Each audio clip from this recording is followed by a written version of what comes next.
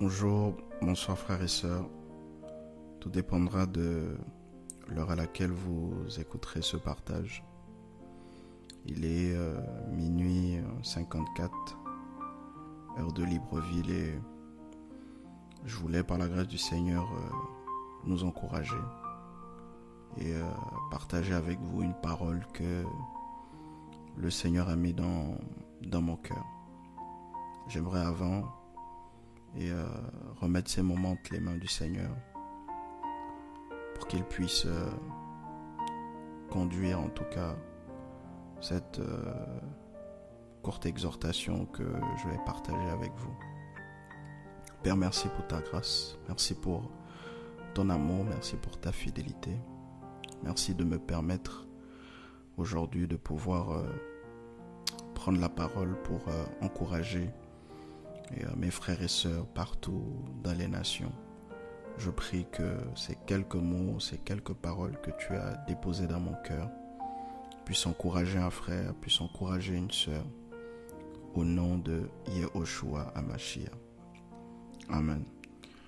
Voilà, frères et sœurs, j'aimerais nous inviter à lire une parole dans le livre de 1 Thessaloniciens, chapitre 1, le verset 1. 1 Thessaloniciens, chapitre 1, le verset 1. Je lis la parole du Seigneur. Paulos et Sylvanos et Timotheos, à l'assemblée des Thessaloniciens en Élohim, le Père et Seigneur Yehoshua HaMashiach. À vous grâce et shalom de la part d'Élohim, notre Père et Seigneur Yehoshua HaMashiach. Nous rendons toujours grâce à Élohim au sujet de vous tous, faisant mention de vous dans nos prières, en nous rappelant sans cesse l'œuvre de votre foi, le travail de votre amour et la persévérance de l'espérance en notre Seigneur Yehoshua HaMashiach devant notre Élohim et Père. Sachant, frères, aimés d'Élohim, votre élection. Parce que notre évangile ne nous est pas arrivé en parole seulement, mais aussi avec puissance, avec l'Esprit Saint et avec une grande plénitude d'assurance. Vous savez, en effet, que c'est ainsi que nous sommes venus parmi vous à cause de vous. Et vous êtes devenus nos imitateurs et ceux du Seigneur, ayant reçu la parole avec joie, avec la joie du Saint-Esprit, au milieu d'une grande tribulation, de sorte que vous êtes devenus des modèles pour tous ceux qui croient dans la Macédoine et dans l'Achaïe. Car la parole du Seigneur a retenti de chez vous, non seulement dans la Macédoine et dans l'Achaïe, mais votre foi envers Élohim est sortie aussi en tout lieu, de sorte que nous n'avons pas besoin d'en parler. Car eux-mêmes racontent à notre sujet quelle entrée nous avons eue auprès de vous et comment vous vous êtes convertis à Élohim en vous séparant des idoles pour servir l'Élohim vivant et véritable et pour attendre des cieux son Fils qu'il a réveillé des morts, Yehoshua qui nous délivre de la colère qui vient. Amen. Voilà. Donc j'aimerais nous encourager aujourd'hui sur les bien-aimés de Thessalonique. Alors, Thessalonique est une ville dans laquelle l'apôtre Paulos a eu à partager l'évangile. Lorsque vous lisez dans Actes chapitre 17, l'apôtre Paul s'est rendu dans cette ville et il a passé 3 Shabbats où il a parlé, où il est rentré dans une synagogue et il a partagé l'évangile et il y a beaucoup de personnes qui étaient touchées. La Bible nous parle même de certaines femmes de distinction, de certaines femmes d'un certain rang qui avaient été touchées.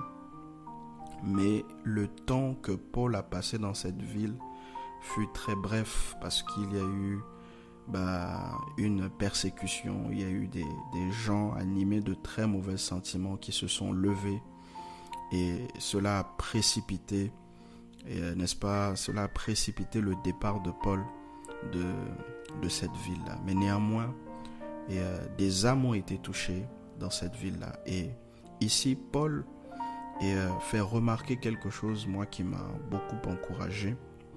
C'est que les bien-aimés ici de Thessalonique étaient, n'est-ce pas, un sujet, étaient devenus des exemples, étaient devenus des modèles dans la chrétienté de leur temps. Quand vous lisez le verset 7, on dit de sorte que vous êtes devenus des modèles pour tous ceux qui croient dans la Macédoine et dans l'Achaïe. Pourquoi ces frères étaient devenus des modèles? Lorsqu'on lit ce passage, et Paul parle de la persévérance dans la foi. Paul parle du fait que ses frères et ses sœurs avaient tenu ferme, s'étaient accrochés au Seigneur malgré les tribulations, malgré les épreuves auxquelles ils étaient confrontés. La Bible dit, et quand vous lisez le verset, je vais remonter à partir du verset 2. Nous rendons toujours grâce à Elohim au sujet de vous tous, faisant mention de vous dans nos prières, en nous rappelant sans cesse l'œuvre de votre foi, le travail de votre amour et la persévérance de l'espérance en notre Seigneur Yahushua Mashiach. Et il dit, n'est-ce pas, au verset 6, « Et vous êtes devenus nos imitateurs et ceux du Seigneur, ayant reçu la parole avec joie du Saint-Esprit au milieu d'une grande tribulation, de sorte que vous êtes devenus des modèles pour tous ceux qui croient dans la Macédoine et dans l'Achaïe. » Voilà. Donc, ces frères étaient devenus des modèles à cause de leur persévérance dans la foi, à cause du fait que malgré les combats, malgré les difficultés, malgré que Paul n'a pas forcément mis beaucoup de temps dans cette ville comme il a pu mettre du temps à Corinthe ou encore à Éphèse, et ses frères étaient restés accrochés au Seigneur. Et cette parole m'a beaucoup encouragé ce soir parce que, vous savez, lorsqu'on persévère dans la foi, où on ne se rend pas toujours compte de comment notre foi peut encourager les autres. Parfois, dans nos épreuves, dans nos difficultés, on ne se rend pas toujours compte du fait que la foi que l'on professe depuis des années, comment cette foi, elle encourage beaucoup de personnes dans les nations qui ne nous le disent pas forcément. Et parfois, c'est lorsqu'on fait une erreur, parfois c'est lorsqu'on tombe, parfois c'est lorsqu'on chute, que l'on se rend compte finalement qu'on a blessé beaucoup de gens. Que l'on se rend compte finalement que on a même des païens qui sont en fait choqués quand ils apprennent parfois que telle personne ou tel frère, telle sœur est tombée. Donc notre foi, la foi que tu professes, la foi dans laquelle tu demeures, dans laquelle je demeure, est une source d'encouragement pour beaucoup de personnes, dans ta famille, dans ton travail et dans le corps du Mashiach, sans forcément que tu ne t'en rendes compte. Le fait que tu persévères, bien sûr c'est pour toi, bien sûr c'est pour le Seigneur, mais notre persévérance est aussi un encouragement pour les autres. Voici pourquoi je voulais ce soir nous encourager à tenir, nous encourager à nous accrocher, à ne pas baisser les bras malgré les tribulations auxquelles chacun de nous peut faire face. Parce que la foi, la persévérance dans la foi que nous manifestons, que nous vivons tous les jours, est une source d'encouragement pour beaucoup de personnes. Et les Thessaloniciens, les bien-aimés de Thessaloniciens, justement, étaient devenus des modèles, des exemples, et leur foi parlait au-delà de leur ville. Le fait qu'ils tenaient dans les épreuves parlait au-delà de leur ville. Et plus tard, on le voit également dans 1 Thessaloniciens chapitre 3, il est écrit, et c'est pourquoi nous pouvons attendre davantage, nous avons trouvé bon de rester seuls à Athènes, et nous avons envoyé Timothéos, notre frère, serviteur d'Élohim et notre compagnon d'œuvre dans l'évangile du Mashiach, pour vous affermir et vous exhorter au sujet de votre foi, afin que personne ne soit agité par ces tribulations, puisque vous savez vous-même que nous sommes destinés à ces choses. Car aussi lorsque nous étions avec vous, nous vous prédisions que nous avons à subir des oppressions, comme cela est aussi arrivé et vous le savez.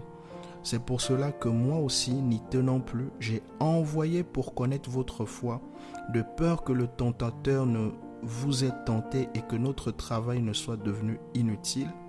Mais Timothéos, récemment venu de chez vous, vers nous, nous a apporté la bonne nouvelle de votre foi et de votre amour et du bon souvenir que vous avez toujours de nous, désirant nous voir comme nous aussi par rapport à vous. À cause de cela, frères, nous avons été consolés à votre sujet par le moyen de votre foi dans toute notre tribulation et notre calamité. Alors, l'apôtre Paul, se souciant de ses frères-là, avait mandaté Timothée pour aller affermir ses frères dans la foi. Et lorsque Timothée est arrivé à Thessalonique, il est revenu auprès de Paul, informer Paul que les bien-aimés de Thessalonique étaient toujours dans la foi. Il est écrit ici que Timothée a rapporté la bonne nouvelle de votre foi. Et Paul dit au verset 7 que cela a été une consolation. Waouh! Donc le fait que je tienne dans la foi, le fait que tu tiennes dans la foi est une consolation pour un frère, pour une sœur, pour ta famille. Voici pourquoi tu ne dois pas abandonner. Voici pourquoi je ne dois pas abandonner. Parce que la persévérance, ma persévérance dans la foi est un sujet de consolation pour quelqu'un. Waouh! Derrière toi, derrière moi, mon frère, ma soeur, il y a des âmes, il y a des vies, il y a des familles. Voici pourquoi nous n'avons pas le droit de tomber. Alléluia.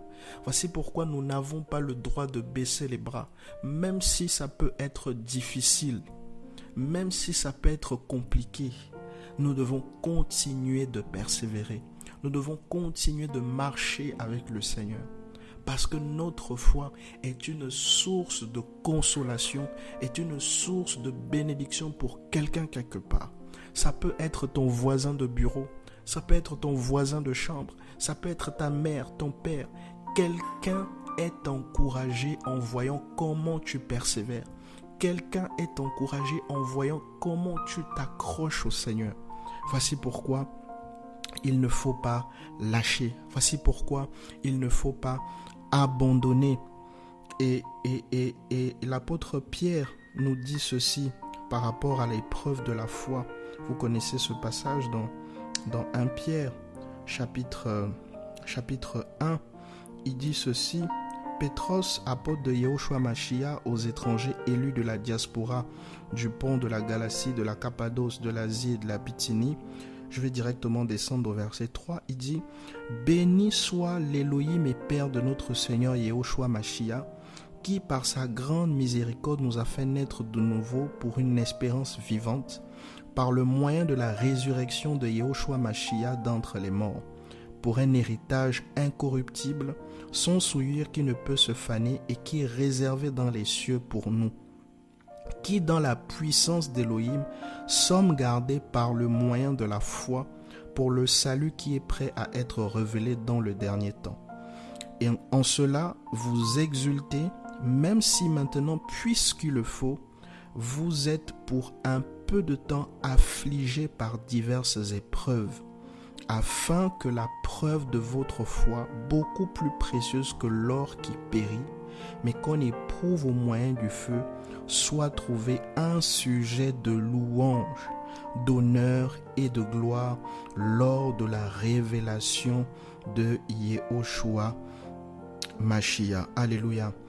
L'apôtre Pierre dit ici que la preuve que notre foi est comme de l'or.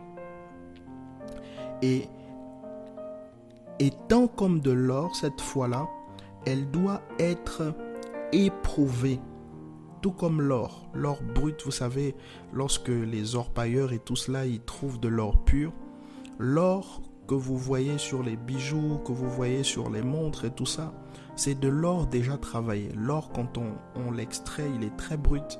Il y a beaucoup de choses autour. Et il faut passer cet or-là dans le feu pour que cet or puisse maintenant être ce bijou, ce bracelet, cette montre que vous pouvez voir autour des uns et des autres. Et Paul et l'apôtre Pierre, autant pour moi, dit que notre foi est semblable à cela. Et qu'elle est même plus précieuse que l'or, notre foi. Et il faut qu'elle passe par le feu. Pour qu'à la fin, notre foi, d'accord, soit trouvée un sujet de louange, d'honneur et de gloire lors de la révélation de Yehoshua Mashiach. Alléluia. Donc malgré les épreuves, c'est obligatoire. La Bible dit qu'il nous faut passer par des tribulations pour rentrer dans le royaume. Mais les souffrances du temps présent n'ont rien de comparé à la gloire à venir. Notre foi, même si elle est secouée, même si elle est bousculée, tu traverses des épreuves actuellement, je traverse des épreuves actuellement, ne lâche pas, ne lâchons pas, parce que notre foi encourage les autres. Notre persévérance dans la foi encourage les autres. Notre persévérance dans la foi est un sujet de consolation pour des gens, pour des frères et sœurs, pour des personnes, parfois au-delà même de là où nous vivons. Les frères de Thessalonique, leur foi était arrivée jusqu'à Macédoine, était arrivée jusqu'en Achaïe. Dans d'autres villes, on entendait parler de leur foi. On entendait parler de leur persévérance. C'est aussi comme ça que parfois nous qui vivons dans des pays où on ne vit pas forcément la persécution, on est parfois encouragé par les témoignages de certains frères et sœurs qui sont dans des pays musulmans, des pays très extrémistes. Comment des fois quand on écoute ces témoignages-là, nous sommes encouragés. De la même manière, ta foi aussi encourage quelque part la vie de quelqu'un. Voici pourquoi il faut tenir, voici pourquoi il faut s'accrocher. Et il faut t'accrocher au Seigneur. Il faut que nous puissions nous accrocher au Seigneur. Alléluia. Il faut que nous puissions nous accrocher au Seigneur. Et je vais terminer par ce passage toujours par rapport aux Thessaloniciens. Dans 2 Thessaloniciens chapitre 3, il dit « Frères, nous devons toujours rendre grâce à Elohim à votre sujet, comme il est juste, parce que votre foi augmente au-delà de la mesure et que l'amour de chacun de vous tous envers les autres se multiplie. » Alors là, on est dans 2 Thessaloniciens, c'est quelque temps après 1 Thessalonicien. Et la Bible ne nous dit pas ici que la foi des bien-aimés avait diminué. Au contraire, la Bible dit que la foi des bien-aimés de Thessalonique continuait d'augmenter. Au verset 4, Paul dit « De sorte que nous-mêmes, nous nous glorifions de vous dans les assemblées d'Élohim, en faveur de votre persévérance et de votre foi au milieu de toutes vos persécutions et des tribulations que vous supportez. » Alléluia. Paul dit qu'il se glorifiait dans les autres assemblées d'Élohim à cause de la persévérance des frères et sœurs de Thessalonique. En quelque sorte, Paul disait, est-ce que vous voyez là-bas, est-ce que vous voyez les frères de Thessalonique, comment ils persévèrent? Il se glorifiait, il était heureux. C'était un sujet de gloire pour lui. La persévérance dans la foi de ses frères au milieu de toutes les persécutions et les tribulations qu'il vivait, ses frères les supportaient. Waouh! C'est un encouragement, mon frère et ma soeur, pour toi ce soir ou ce matin, qu'importe l'heure à laquelle tu écouteras ce passage. Accroche-toi, accrochons-nous. Tu es peut-être sur le point de tomber. Tu es peut-être sur le point d'abandonner. Tu te dis que bon, si tu laisses le Seigneur aujourd'hui, ça n'engage que toi. Ça ne concerne que toi, ça n'impacte que toi. Oui, ça t'impacte toi, mais pas que. Il y a beaucoup de frères et sœurs, il y a beaucoup d'hommes et des femmes, même des inconvertis, pour qui ta foi est une source d'encouragement. Il y a une génération. Tu portes en toi une génération. Tu as derrière toi des générations. J'ai derrière moi des générations. Voici pourquoi nous devons garder la foi, bien-aimés. Voici pourquoi nous devons nous accrocher. Voici pourquoi nous devons tenir. Nous ne devons pas baisser les bras. Parce que le Seigneur compte sur nous. Et beaucoup de personnes regardent. Paulos ne disait-il pas dans le livre de Corinthiens que nous sommes la lettre écrite du Mashiach? Nous sommes la lettre écrite du Seigneur. Donc au travers de nos vies, on lit le Seigneur, on voit le Seigneur. Voici pourquoi nous devons garder la foi. C'est vrai, ça peut être dur. Parfois on a du mal à prier. Parfois on a du mal à méditer. Parfois on est éprouvé. Parfois c'est compliqué, bien-aimé. Mais nous devons nous accrocher. Nous devons tenir. Parce qu'il y a des générations. Parce qu'il y a des gens. Il y a des hommes, des femmes dans nos familles. Il y a nos papas. Ils peuvent nous combattre publiquement. Ils peuvent nous parler mal publiquement. Mais dans le secret, beaucoup sont encouragés. Nos parents, là, parfois, ils peuvent ne pas apprécier notre foi. Mais dans les coulisses, ils aiment le fait que nous soyons des chrétiens. Ils aiment le fait que nous prions. Ils aiment le fait que nous aimons le Seigneur. Il y a certains d'entre nous, nos parents, quand ils parlent à d'autres parents, là, ils disent « Ah, moi, ma fille, elle est chrétienne. Moi, mon fils, il est chrétien. Il ne fait pas des choses comme ça. » Mais souvent, devant toi, il ne te dit pas ça. Mais quand il parle avec d'autres parents, il dit « Moi, ma fille, elle est comme ça. Moi, mon fils, il est comme ça. » Ta foi encourage même tes parents dans les coulisses. Alléluia. C'est des Nicodémos qui, de nuit, là, ils savent entre eux qu'il y a quelque chose qui se passe. Mais ils n'osent pas le dire. Voici pourquoi, garde la foi, tiens ferme au nom de Yehoshua HaMashiach. Que toute la gloire soit rendue au Seigneur. Amen.